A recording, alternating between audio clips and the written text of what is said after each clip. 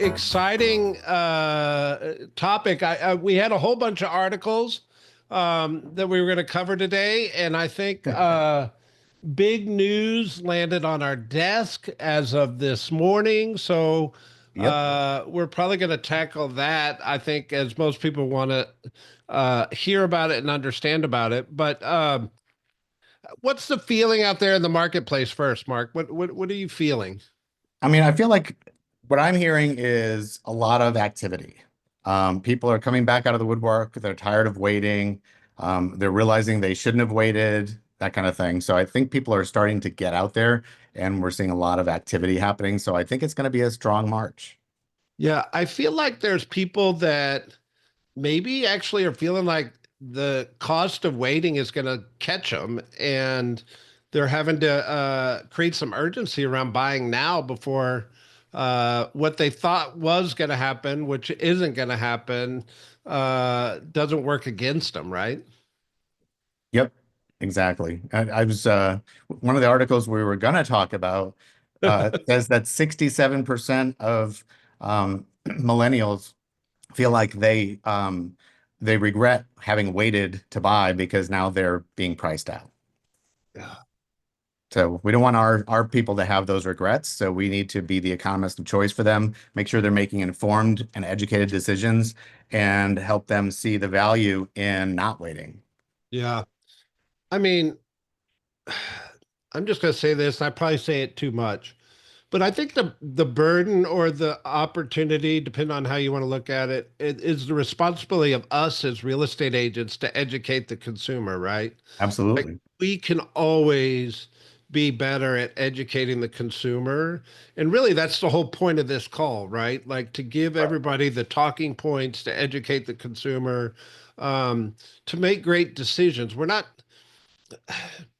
yes, we're a sales industry, but we're actually a connector to opportunity industry. We're a here's what wealth looks like. Here's what making a great decision looks like. Here's what the data says to help you make a great decision.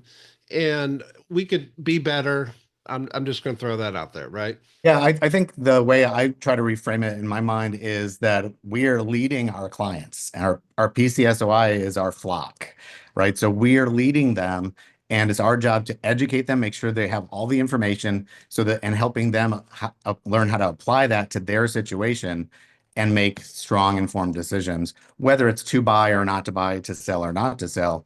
You just don't want people having regrets. So they need to Yeah. understand the market. So that's, I think, if you look at it as your job is to lead your past clients and sphere of influence through the market, then you start realizing you have a duty to educate. Yeah. Can I do a selfish plug real quick, Mark? Okay, but as long as I can mention your sunburn.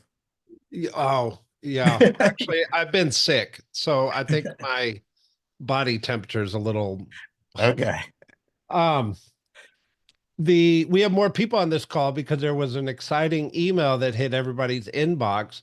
So Yep. because you're on this call, I want to throw a selfish plug that I actually absolutely believe all of you should be on this call on your calendar every week Every because Monday at this 11.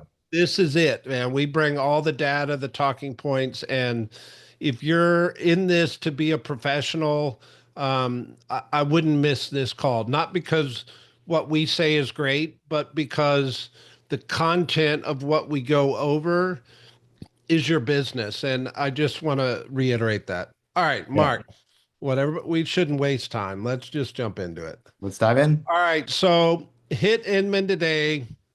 Um, and just so you know, from a timeline perspective, we got an email at like 5 this morning, I think, that said, you need to be on a call at 10 a.m.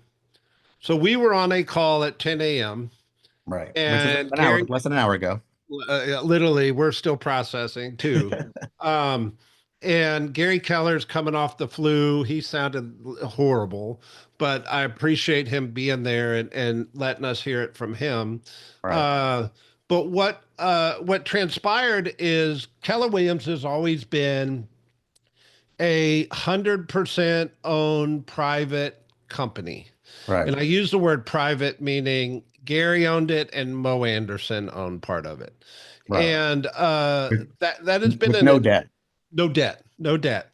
And it's been a strategic advantage to Keller Williams all these years because we were able to make our own decisions without the red tape and all that fun stuff. However, the real estate environment at the broker level has become very, very capital intensive to compete. So technology is becoming really expensive. Technology partners, technology long-term strategies, just the ability to have capital. So what Gary has been on a journey around is been looking for a strategic capital partner to come in and take Keller Williams to infinite levels, right? Right. So we took Keller Williams to the largest company really in the world in terms of homes sold, right? Like nobody sells more homes than Keller Williams does. Yet I don't know why they say core logic, but the company we partnered with is Stone Point Capital. Right. If you look up Stone Point Capital, it's a giant private equity company out of Boston, and they have access to, I guess there's no such thing as unlimited funds, but in my perspective, it's pretty much unlimited. Well, compared to Gary, as Gary said, he's never had a partner that actually had money to bring to the table Yeah. outside of Keller Williams. Yeah. So everything we've ever done financially as a company has always been self-funded. Right. Now this private equity company that's coming in, one of the comments Gary made is he was talking about strategy uh, in the real estate space with them. And the comment they made to Gary was, well, why don't we just go buy it? And Gary's like, nobody's ever said that to me before. Like, nor have we had the capital ability to go do so. So he's pretty stoked about it, to be honest. And it looks like it doesn't change Keller Williams so much on the ground level. Gary's still involved. Gary's still the trainer, coach, developer. I still think all the Gary Keller masterminds, the family reunions, the Major content. shareholder.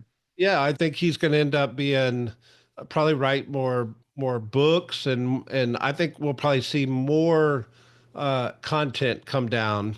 But at the C level or the board level, the access to capital is going to be really, really, really strategic. Right. So off topic on that, Mark, one of the uh, this company, actually, let me just go pull it up. Stone Point Capital. Sorry. This company is very much in the real estate space already, and their network that they're already connected to wherever I saw it. Oh, our companies. Um, they are in real estate. They have a major stake in CoreLogic. CoreLogic is extremely strategic for us. CoreLogic is one of the largest data real estate crunching analytics companies in the real estate space.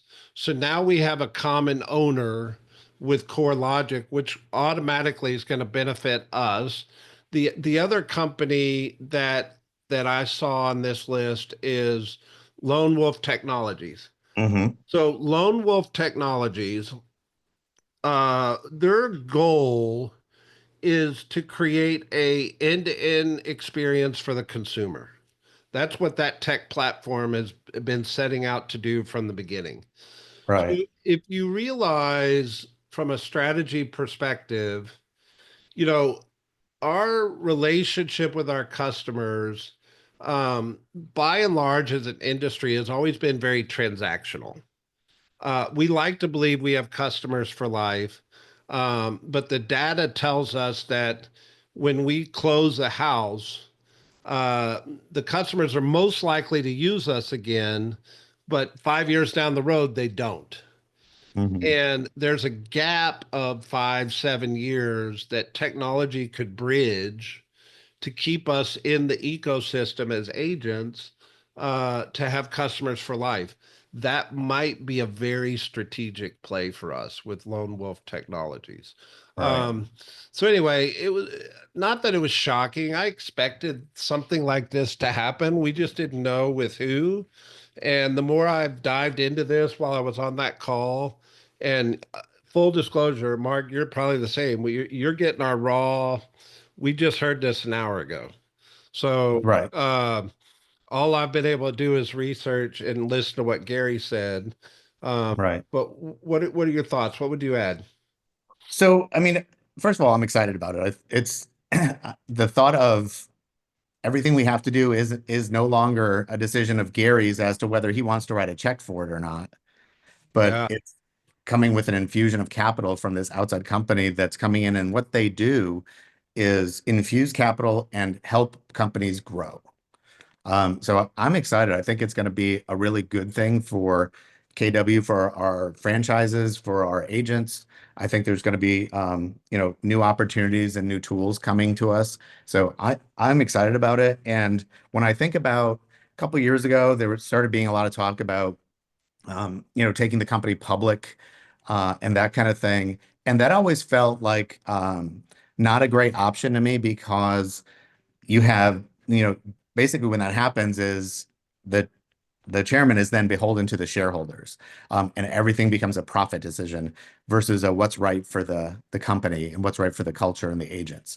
And this allows Gary to stay on track by aligning with a company that shares his love of the culture and of the agents and is able to invest and help us grow.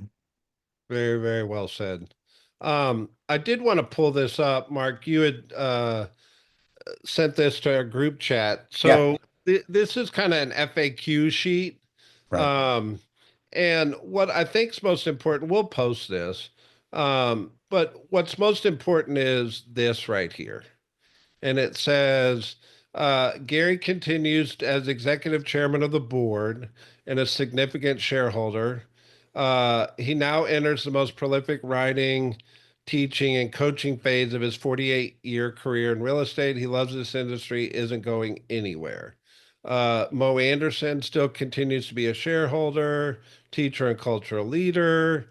There is a new, there is a new CEO. His name Right. is Christopher Zarnicki. They're I Mickey. don't know anything about him outside I saw him on the Zoom.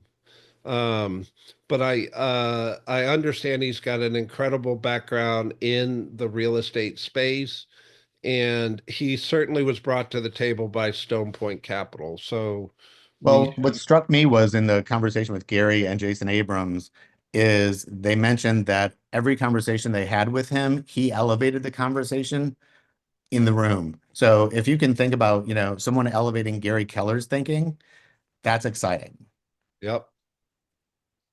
So anyway, it says his background as a proven industry leader with over 20 years experience in real estate, strong track record of helping businesses drive growth. More recently, he served as CEO, president, and board member of Broadstone Net Lease, which is a commercial space, a Mhm. diversified net lease REIT that acquires, owns, and manages commercial real estate across several core property types. Um, will there be other future leadership changes? Uh, Keller has the right team in place to continue driving growth and take it to the next level. The focus now is on accelerating innovation, seizing the opportunities ahead of the company, and strengthening support for agents, franchisees, and our employees. They are the backbone of this business. Mhm. So, I mean, does this answer all questions? Probably not. Yet, it certainly got out there. I thought it was rather interesting. I think it was a matter of 2 minutes when we hung up the call with Gary that Inman posted. So at least they honored him to tell us first. We'll leave Right. it there. Um, it there are a couple questions. Is Stone Point now the majority stockholder? Wes, I don't know specifics. They have not told us anything about money or percentages. Gary, If I had to guess, I would say yes. Gary But said I he's uh, still the primary shareholder. do what? Gary said he still was the top shareholder Okay. on the call. I don't have any I think he's a top individual shareholder, so I'm not sure if that's normally top when total private share. equity comes in, they buy more than 50%. Yeah, usually they want some sort of control over the asset that they're laying out all this cash for, right? So that is typical. So anyway, any other questions or comments? Hey, I'm hey, just excited about the innovation piece of it. Yeah, me Like, too. this is going to allow us to focus on innovation. Like, good. This is awesome. hey, Like, Brett. we win when we innovate. Hey, Yeah, of Brett. course. On that call, they didn't talk about any kind of like strategic plans or anything, or is it too soon for that? Like, I mean, big rock things, like No, okay. Mm. They did not. The can the call lasted a total of 30 minutes Okay. and you know, typical style, it took them 10 minutes to get into it. Yeah, So yeah. yeah, Yeah, I'm sure we'll find out more in the next coming days. yeah. Um, The big message today was we've taken on this new financial partner. Gary is still heavily involved. He's not going anywhere. And we have the new president and CEO coming in, Chris, who is going to bring a lot of his experience and help us move forward. Okay. got it. More to Hey, come. That's a big More to talking. come. More to come. By the way, congrats on fatherhood, Mr. Liberty. Thank you, thank you, thank you. Mornings are not my friend, so I understand. All right. hey, Brett. Any other questions or comments? Hey, Brett. Yeah, Keith. On that list of companies that they're also invested in, I think it was something called 10X, which had the logo that looks very similar to LoopNet and uh, uh, the other platform that is related to LoopNet, I seriously CoStar. doubt it because CoStar is its own entity. Okay. It just, I don't know. That logo looked familiar to me. All right. Thanks. Yep. All right. Last chance before we move on to numbers. Anyone? Anyone? Anyone? Mark Jones. Let's hit it. All right. Uh-huh. Fulton County. What do you think? I think the market is in the spring market and heating up. We went up to 975 new active listings in the last 7 days. That's the highest 7 day total since uh, October. October. So if that doesn't alone tell you that the inventory is popping, right there, 130 houses went under contract in the last 7 days. There's Wrong. 290 pending, which is awesome. 277 closed out at the end of the month, in the last 7 days. So just Fulton County, Mark, what are your thoughts? I mean, I feel like you said it, the spring market's here and things are picking up. And it's good news for buyers because the inventory is building. Oh, 100%. DeKalb County, let me scroll. Oop. We went up 568 new active inventory in DeKalb County, which is a great number for DeKalb. Just compare to some, they were in the 300s and 400s at the beginning of the year, and now we're almost into 600 new active inventory. Mhm. 85 went under contract. That's the highest 7 day total in DeKalb County since July last year. Mhm. So that's the hottest week in DeKalb since July. Right. Pending 160, really healthy pending number, especially first week of the month after the end of the month closings, on down to 154 closed in the last 7 days. Um, DeKalb was kind of steady Eddie where some of the others were pushing forward, and it certainly looks like it's heated up. Mhm. 94 expireds. So Yeah. do you think Mark, just question, do you think listings are still pretty much 6 month listing terms? I mean, I think it's again hyper locally. It depends on the market, but I would say 6 month is the minimum I would take. Yeah, but what do you think generally is the usual if we were trying to generalize? I mean, I feel like anywhere between 3 and 6 months is a typical what a typical real estate agent will take as a listing term. So these 94 listings were either listed In December, December 1st or September 1st. right? So they missed the summer market.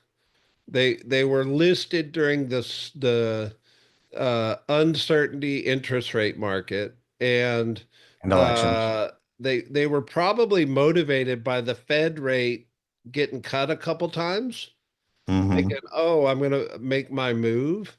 But I think that's a big opportunity For sure. for sure. If I click back to Fulton, I didn't hit that. There were 154 that expired in the last 7 days Hmm. and 113 withdrawn, right? Hmm. We jump out to Cobb County.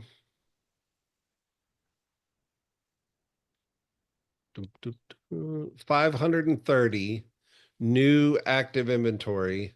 If I do this game, you got to go back to October for Cobb to see that amount of new listings. 84 went under contract. We had a couple weeks that broke 90, but 84 is still a big number for Cobb. 180 pending.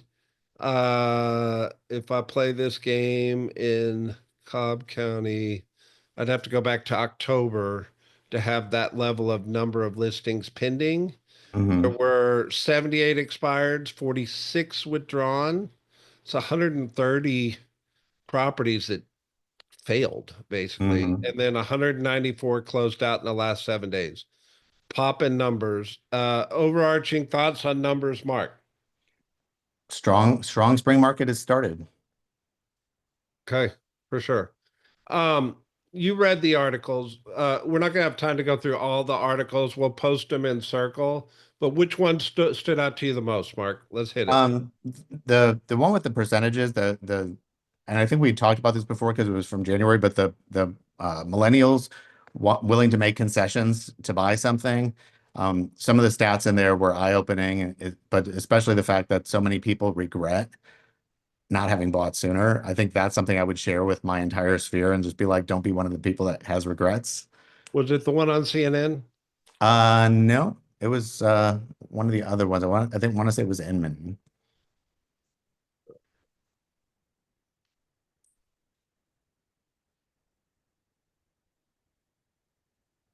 I missed it. I think it was. Well, anyway, here's the talking points. CoStar closes 1.6 billion Matterport acquisition ahead of schedule. What I thought about in this was CoStar, by owning Matterport, which is the same kind of conversation as Stone Point buying KW, is now going to have floor plans of basically everything Mhm. hired a Matterport. So homes.com might have floor plans.